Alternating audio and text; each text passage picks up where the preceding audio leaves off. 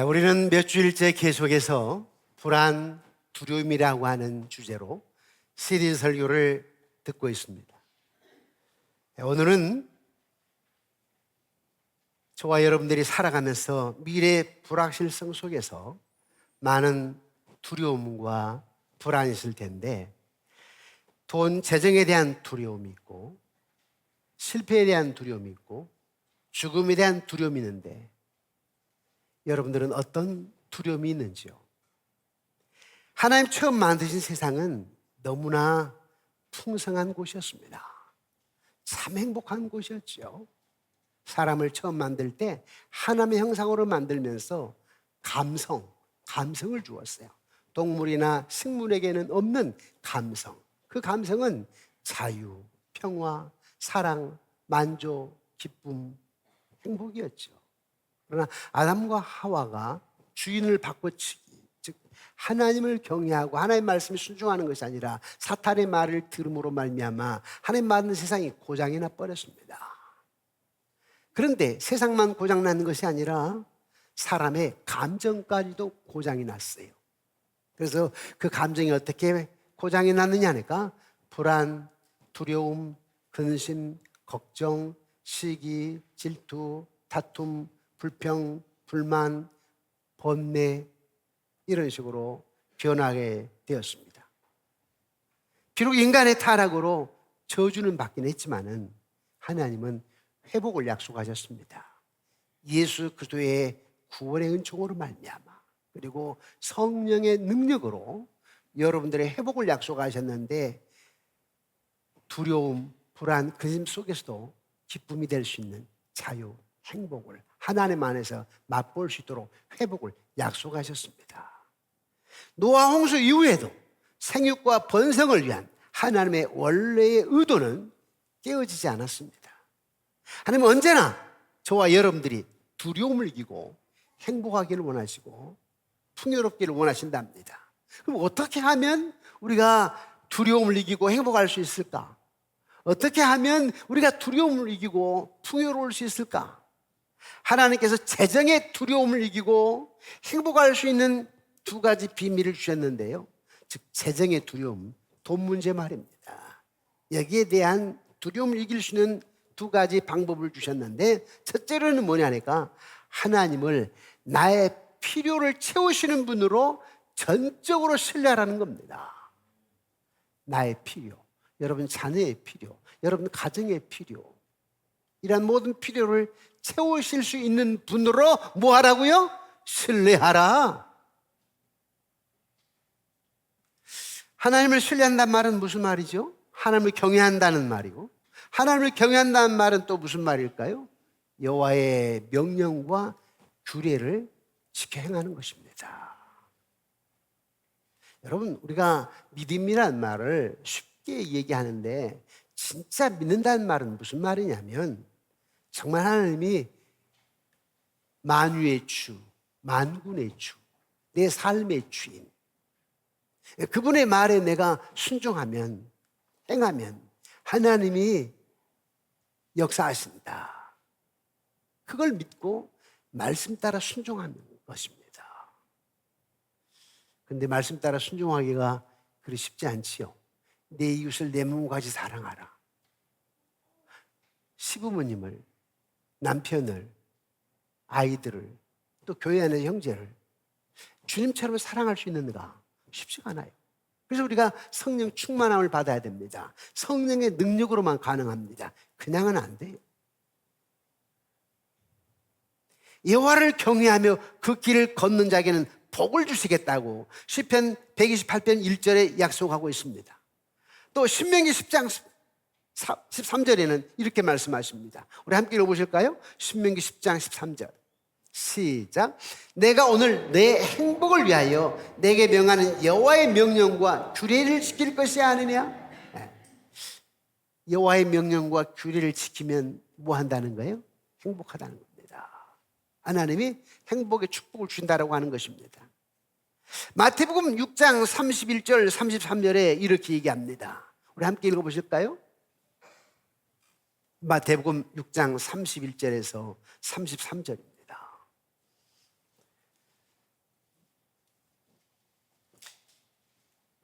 함께 읽겠습니다. 시작. 그러므로 염려하여 이르기를 무엇을 먹을까 무엇을 마실까 무엇을 입을까 염려하지 말라. 이는 다 이방인들이 구하는 것이라. 너희 하늘 아버지께서 이 모든 것이 너에게 있어야 할 줄을 아시느니라.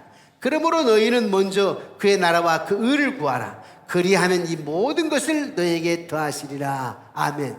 이러한 모든 말씀은 뭘 얘기냐니까 여러분들의 풍요가 투자금에 있지 않다는 거예요.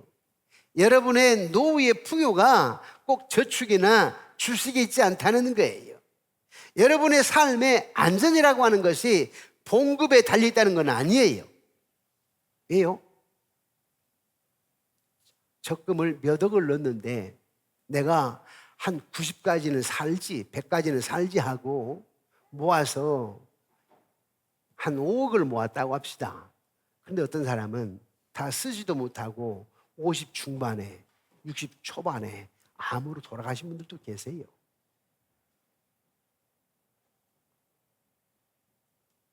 사람들은 물질적인 부를 추구하느라고 자기들의 모든 시간과 정력을 투입하면서 하나님을 떠나 있습니다.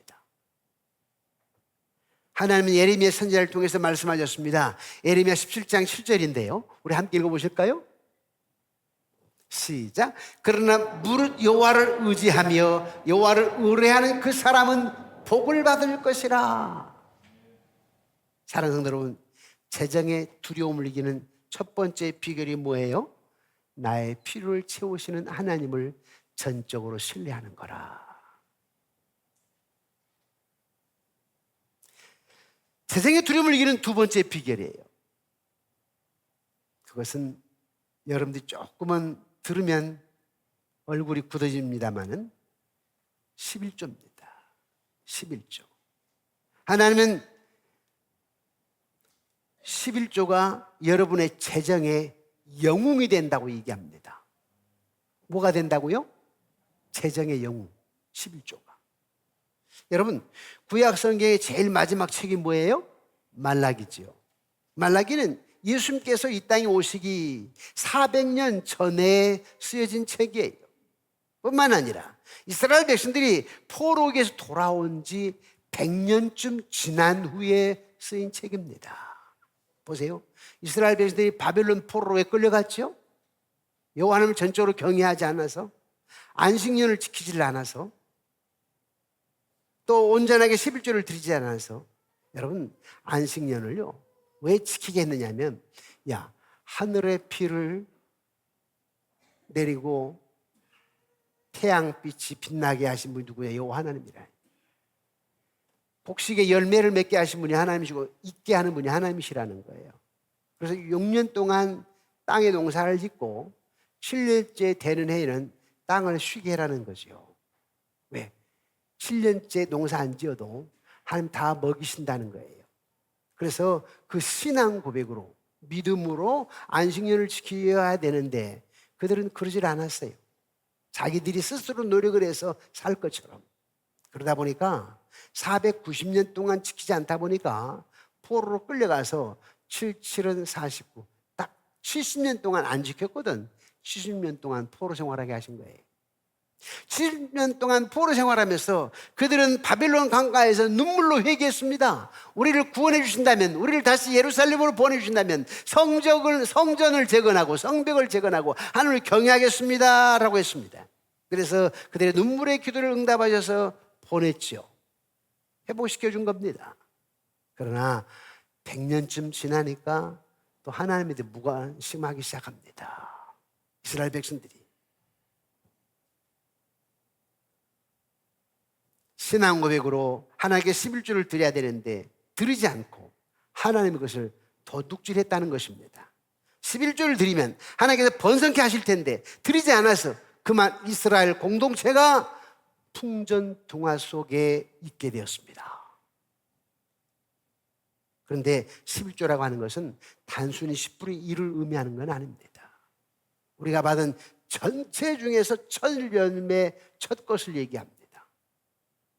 첫 것이라고 하는 것은 사실은 작은 것 속에 큰 것이 숨어져 있는 비밀입니다. 무슨 말이냐면, 여러분 묘목 있잖아요.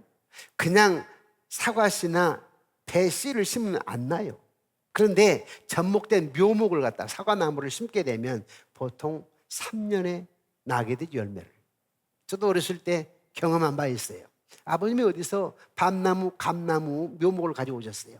그걸 심었는데 3년 되니까 몇 개 열리더라고, 몇 개. 첫 열매로서는 몇 개 안 열리지만은 그 뒤에는 수많은 열매가 몇십 년 동안 주구장창 열립니다. 11조가 바로 그런 겁니다. 이걸 볼 줄 아는 영성이 있어야 되는데 그것이 바로 11조의 비밀입니다.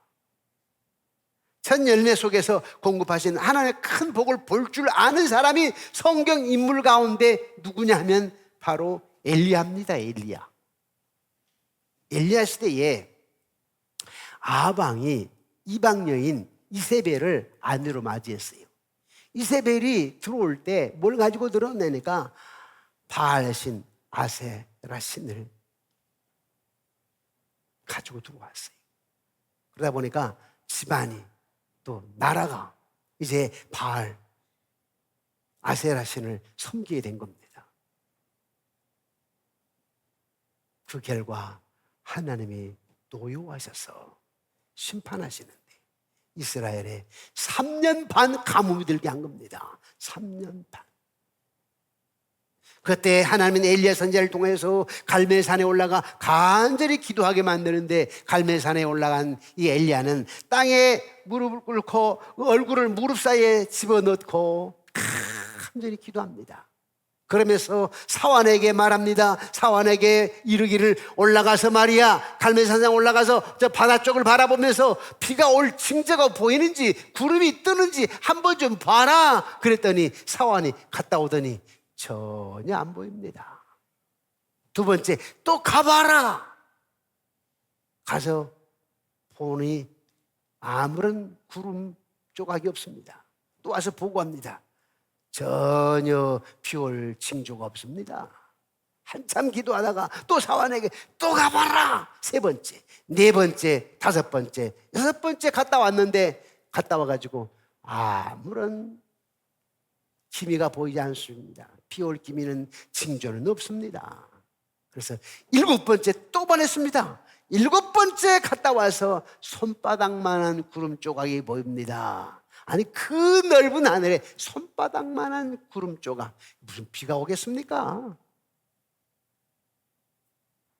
그런데 엘리야는요 큰 비가 올 것을 영적인 눈으로 바라보고 아합 왕에 얘기합니다. 큰 비가 올 테니까 길이 막히기 전에 빨리 내려가십시오. 마차를 타고 빨리 내려가십시오. 이게 엘리야의 믿음입니다. 엘리야는 이 손바닥만한 구름 속에서 3년 반 동안 가뭄으로 갈라졌던 땅을 풍성히 적시고도 남을 하나님의 폭우가 쏟아질 것을 영적인 눈으로 바라보았습니다. 여러분, 첫 열매 11조가 뭐냐니까 손바닥만한 구름 조각입니다.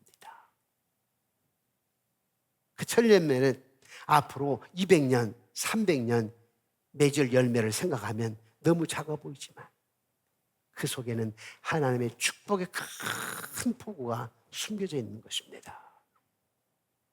현대 많은 크리스찬들이 이 사인을 못 봐요. 못 보고 하나님의 축복의 폭우를 놓쳐버립니다. 이걸 놓치면 큰 재앙을 만나게 되는 거죠. 그런데 어떤 현대 신신학자들이 11조는 구약의 율법이라고, 율법은 폐했으니까 안 해도 된다고 이런 정신없는 소리를 합니다. 저 혼자만 그러면 좋은데 또 그걸 바라보는 사람들이 있어요. 망하게 하는 거지. 어렵게 만드는 거죠. 신약 성경에도 11조의 원리가 담겨져 있습니다. 여러분 우리 마태복음 23장 23절 말씀을 함께 읽어보실까요? 마태복음 23장 23절 시작. 화 있을진저 외식하는 서기관들과 바리새인들이여 너희가 박하와 회양과 근처의 11조는 들이되 율법에 저충한 바 정의와 긍휼과 믿음은 버렸도다. 그러나 이것도 행하고 저것도 버리지 말아야 할지니라. 깊은 뜻이 있습니다. 여러분들 교회에서 11조도 하고 주일 성수도 지키지만 뭘 해야 되냐니까 정의로 해야 됩니다. 사람이 정의가 있어야 됩니다. 긍휼이 있어야 됩니다. 믿음이 있어야 됩니다. 그래서 어떤 사람은 자기가 정의만 외치고 긍휼과 믿음은 말하는데 11조를 안 드리는 사람도 있고, 11조를 드리기는 드리는데 정의롭지 못하고, 물론 우리가 완전할 수는 없지만 그래도 세상 사람과는 달라야 되는데 정의롭지 못하고 긍휼도 없고 믿음도 없는 경우들이 없지 않아 있습니다. 그러나 예수님께서 말씀하십니다. 이것도 행하고 저것도 버리지 말아야 한다. 즉 11조도 해야 된다는 말입니다. 고린도서 15장 20절은 이렇게 얘기합니다. 우리 함께 읽어보실까요? 시작. 그러나 이제 그리스도께서 죽은 자 가운데서 다시 살아나사 잠자는 자들의 첫 열매가 되셨도다. 바울은요, 예수님을 부활의 첫 열매라고 합니다. 부활의 첫 열매. 무슨 말이냐? 11조의 원리를 따라서 자신을 그렇게 얘기하는데, 자신의 드려짐은 부활의 첫 열매가 되고 그 예수를 믿게 되면 다음 열매들이 된다 이 말입니다. 여러분들이 다음 열매지요? 맞습니까? 예수님이 부활의 첫 열매고 예수님 부활하심으로 말미암아 여러분들이 부활의 소망이 있지 않습니까? 네. 우리 예수 믿는 사람들은 지금 현재 내 눈에 보이는 상황만 보는 것이 아닙니다. 그 속에 숨겨있는 하나님의 축복의 포구를 볼 줄 알아야 됩니다. 그걸 못 보면 첫 열매를 못 드리는 것입니다. 그걸 못 보면 온전한 11조를 드릴 수가 없는 것입니다. 직업이 없다가 갑자기 일자리가 생겼어요. 첫 월급을 탔습니다. 그걸 첫 것을 드릴 수 있겠습니까? 쉽지 않아요. 저는 몇 번을 보았는데요. 군대 가서 월급을 모아가지고 2등병, 1등병, 상병, 병장 제대할 때까지, 지금은 18개월이지만은 그 청년이 제대할 때는 제가 알기로 한 20개월 한 것 같은데, 그럼 다 모아가지고 그걸. 그럼 돈 어떻게 썼냐? 아마 아빠가 용돈을 좀 준 것 같아, 군에 있을 때. 근데 자기가 11조를 모아하겠다고 하니까 다 모아가지고 제대할 때 와서 11조를 들더라고요.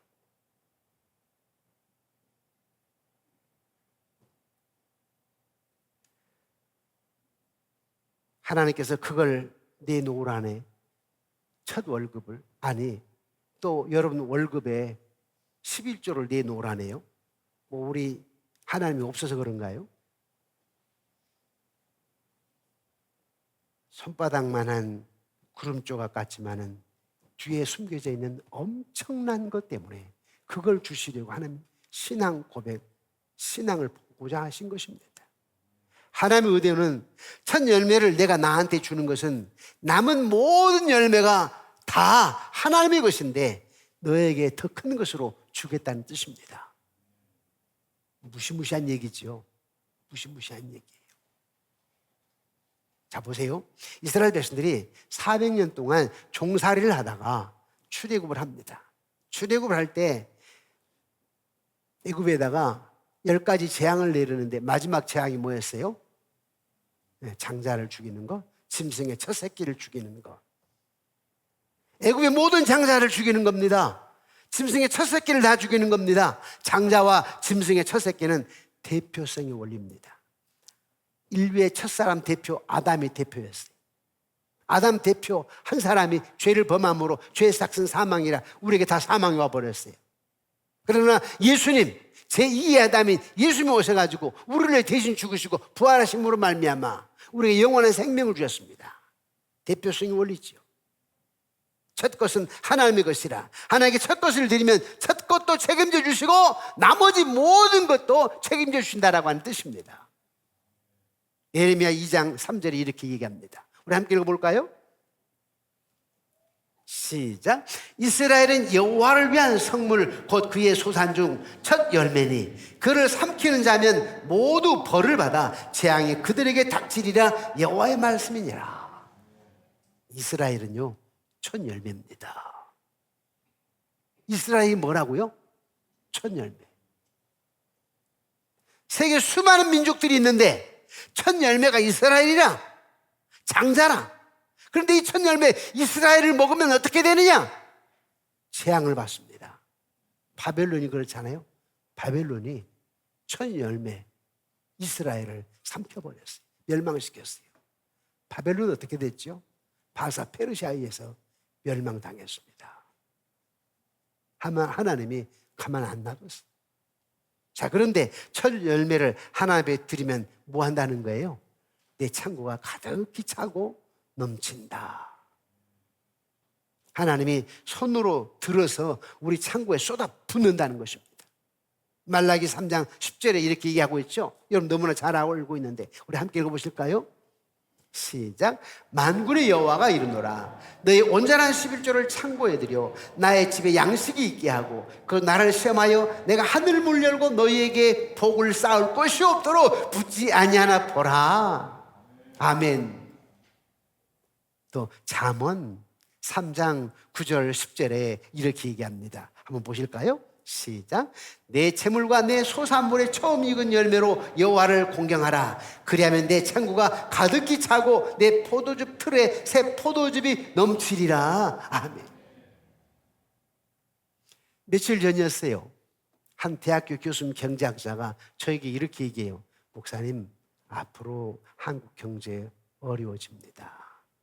목사님, 교회도 잘 지혜스럽게 대비하셔야 됩니다.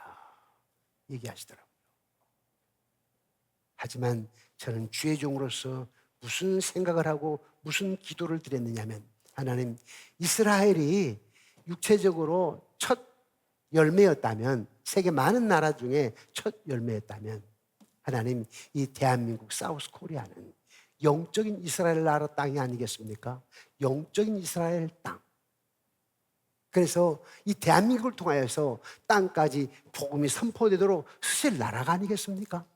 그렇다면 이 땅, 이 민족을 하나님께서 구원하시고 회복시키시고 성장시키시고 부강한 나라, 지금도 부강한 나라지만 지금 잠깐 주춤하는 것 같고 퇴보하는 것 같이 보입니다만은, 그러나 이 대한민국을 하나님이 들어 사용하시고 구원하시고 앞으로 세계 속에 더욱더 우뚝 서서 복음 선포하는 나라가 될 줄을 믿습니다 라고 기도를 드렸습니다. 여러분 믿으십니까?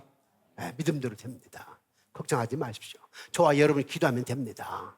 네, 국민들이 다 하는 건 아니요. 이스라엘 역사, 성경의 역사를 보니까极소수가 남은 자가 해서 남은 자가, 네, 역사에, 우리나라도 역사의 중요한 시점에서 항상 나라를 위해서 애쓰는 사람들은 크리스찬들이었어요.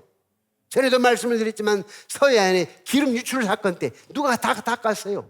다 교인들이 가서 닦았지. 약 90% 이상들이 다 크리스찬들이 가서 닦았습니다. 처음에 저도 우리 교인들을 데리고 몇 날 며칠 갔을 때 처음에 가니까, 이야, 이걸 어떻게 닦아. 이 바닷가에 저 벽까지 돌까지 다 기름으로 새까맣게 된, 이걸 닦는다고 되겠느냐고 처음에는 그 생각을 했어요. 그런데 나중에 보니까 이야, 다 없어졌어요. 다 언제나 역사의 중요한 기점에는 크리스찬이셨습니다.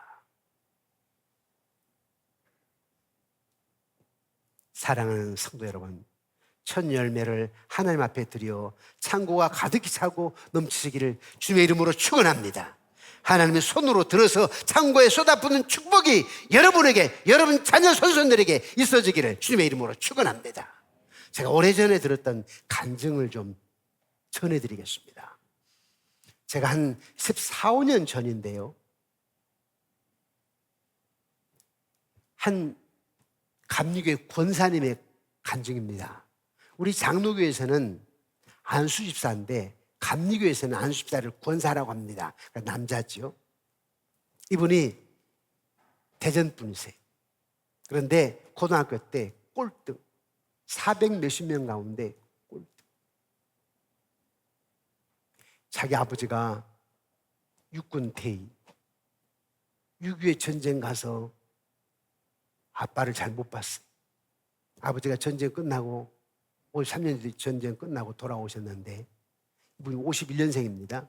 그런데 6살 때 아버지가 결핵 뇌염으로 돌아가셨어요.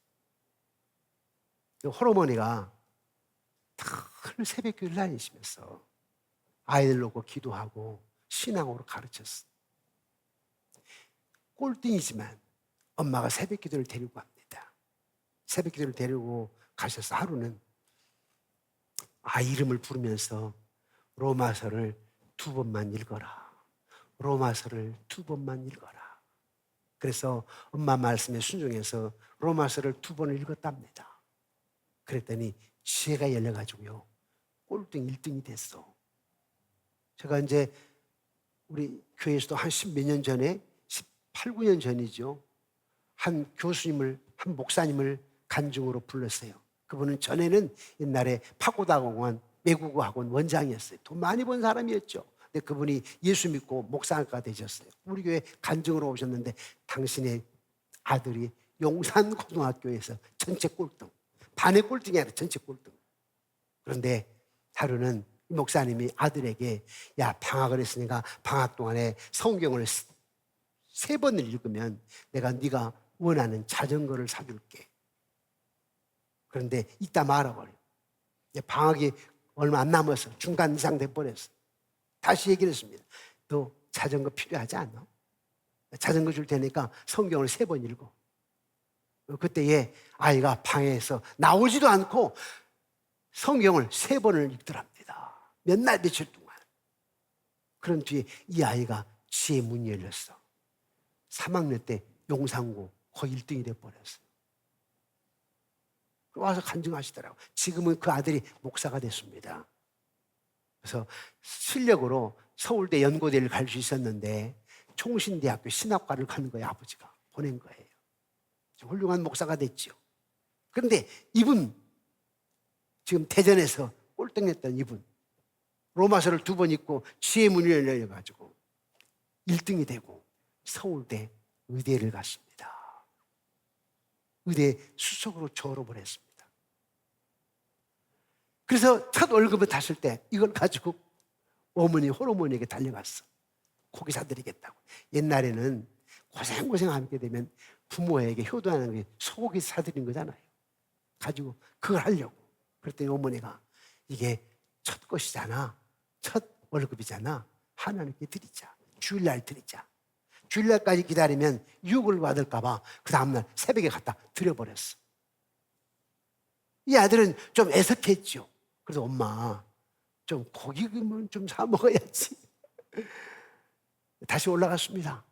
얼마 뒤에 교수님 불러가지고, 네가 의사고시 1등을 해가지고 상금이 나왔다 하면서 상금을 주는데, 상금이 아까 첫 번째 드렸던 그 월급의 2배. 그래서 다시 그걸 가지고 대전에 어머니에게 뛰어갔어요. 옷도 사드리고 고기도 사드리려고. 엄마에게 얘기했더니, 상금 첫 번째지? 너 상금 처음 받아본 거지? 월급도 너 지난번에 처음 받았고 이번에는 상금도 상금은 처음입니다. 그럼 첫 것이니까 드리자. 엄마 그래서 또 새벽기도 다 드려버렸어.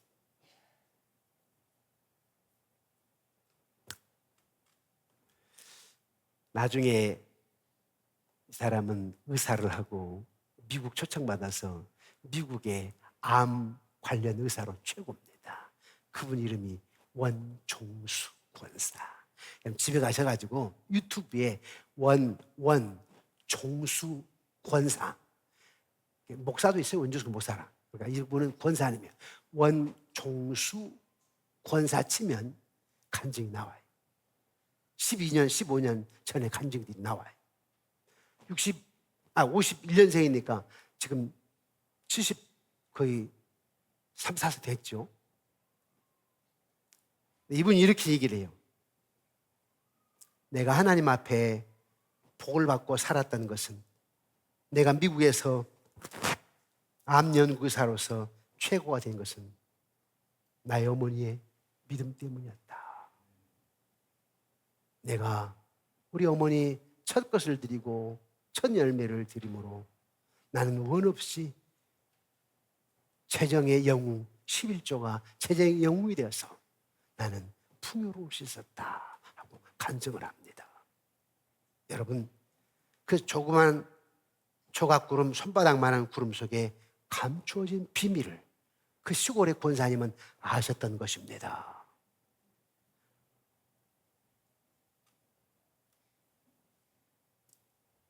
말씀을 맺겠습니다.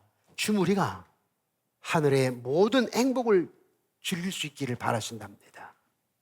주님은 여러분들이 재정의 두려움을 이기고 승리하기를 원하신답니다. 다시 살아나심으로 우리에게 부활의 소망과 함께 우리가 주님을 의지함으로 말미암아 힘을 얻고 위로를 얻고 부를 누리면서 살아갈 수 있도록 우리에게 행복을 주시는 전능하신 하나님이시랍니다. 재정의 두려움을 이기는 비결, 첫 번째는 나의 필요를 채우시는 분 여호와를 전적으로 신뢰하는 것. 11조를 들여서 작은 손바닥만한 구름조가 그 뒤에 숨겨진 큰 비밀의 역사, 그걸 통하여서 여러분들이 풍요롭기를 원하는데, 여러분뿐만 아니라 여러분 자녀 손손이 손자 손녀까지 그러한 역사가 있어지기를 주님의 이름으로 축원합니다.